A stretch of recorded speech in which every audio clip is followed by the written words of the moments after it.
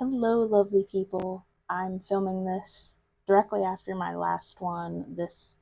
I wanted to use the Elemental Strengths deck again. This deck really just calls to me, but these are two separate readings, so don't worry if you haven't seen the last one.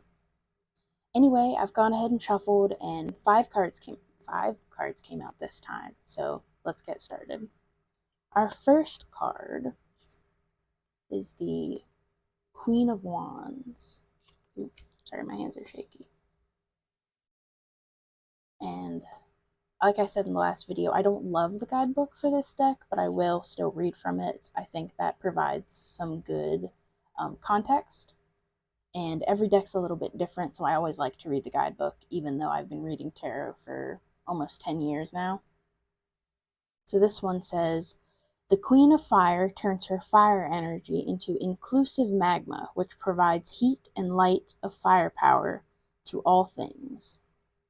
So the Queen of Wands is a card of, yes, warmth, literally in this case, because it's an elemental based deck, but also like charisma and passion and like figurative warmth. So we're starting from a place of maybe you want to channel the energy of the Queen of Wands. Usually when I draw this card, that's the way that I take it, is I need to start channeling that kind of energy. I need to have some confidence in myself and be willing to what's the word I'm looking for? I don't know. I've lost my train of thought. I'm getting notifications and it's distracting me. Sorry about that. But our next card is the Six of Wands, which is about moving away from no, that is the Six of Swords that I'm thinking of. The Six of Wands, let's read what the guidebook has to say. The fire elemental flaunts his energy of victory on his lava snail. Even the flame of the wildness cheers for his glory. Okay, so this is a card of victory, definitely. This is a card of winning battles and perhaps being acknowledged for that. Yes, now that I'm thinking of the right card, this is a card of recognition for your accomplishments, which is always a good thing. Third, we have the Seven of Wands, which I'll start with the guidebook. The conflicting energy is challenging the fire elemental. With the power of pure lava, he is fighting back and meeting his challenge. So we're starting with some pretty good cards, and we're moving maybe into some issues.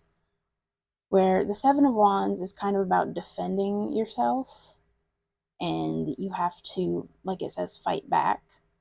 So don't be afraid to take this Queen of Wands energy and stand up for what you believe in and stand up for yourself. I think that's really important here, is stand up for yourself. Next, we have if you can see, the Three of Swords. I think the art on this deck is just gorgeous. Let me find the swords. I'm used to the suits being in a specific order because I use the same decks over and over, and this guidebook is not in the same order I'm used to.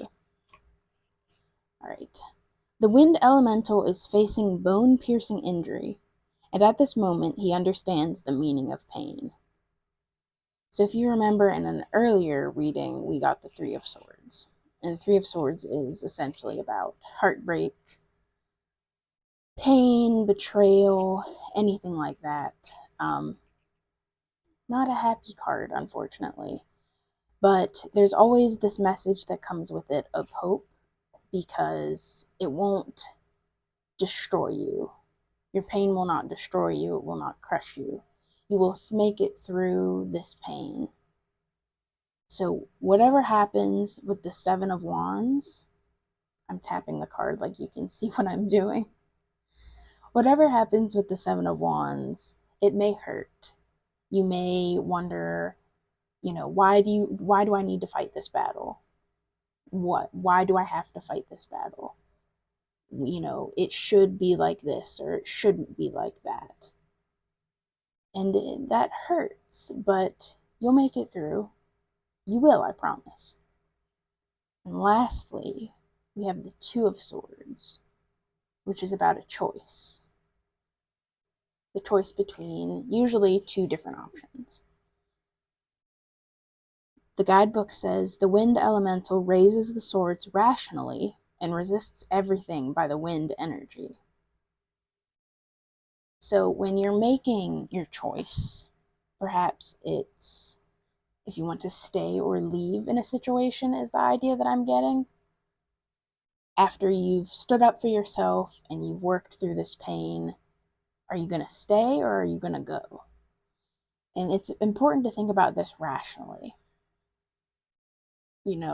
This is what's really interesting is this spread has exclusively fire and air cards. So we don't have cups for emotions, and we don't have earth to sort of ground everything. So you get a little bit of the heart in with the wands, but more so passion than emotions. So yeah, definitely use your head. Be logical about whether or not you want to stay or if you want to go. So yeah, that's what I'm seeing. I'm seeing this story progression. Channel the Queen of Wands. We're coming from this good place of the Six of Wands, recognition, accomplishment, but then a need to stand up for yourself or what you believe in, hurt, pain that comes with having to stand up for yourself, and then deciding, do I want to continue this situation in the same way? Maybe this is, do I want to remain in relationship with someone, in any kind of relationship? Do I want to keep it the same? Do I want to see them less? Do I need to have a difficult conversation with them? Do I need to go no contact? And maybe it's just on my mind, but I'm thinking about United States politics right now. Maybe you need to stand up to like a family member about maybe they're being like bigoted about something in the news or something in that vein. And it's okay to stand up for yourself. I think that's a really important message, is it's okay to stand up for yourself. And it's okay to feel like shit about it too. It's okay to be like, I shouldn't have to do this. They should know better. Or, whatever your situation is, it's okay to feel that way. Feel your emotions and then use your head and think, am I happy with this relationship? Am I happy with this situation? Do I need to change something? Am I willing to do this again in the future if need be? All right, that's all I've got today. If you'd like a personal reading with me, there's a link to my Etsy in the description. It's the same name as I have here on YouTube, if I can talk, Dusk Till Dawn Treasures. And if you feel so moved, there's a link to my Ko-Fi, which is also under the name Dusk Till Dawn Treasures. Well, I will see you next time. Thank you for watching.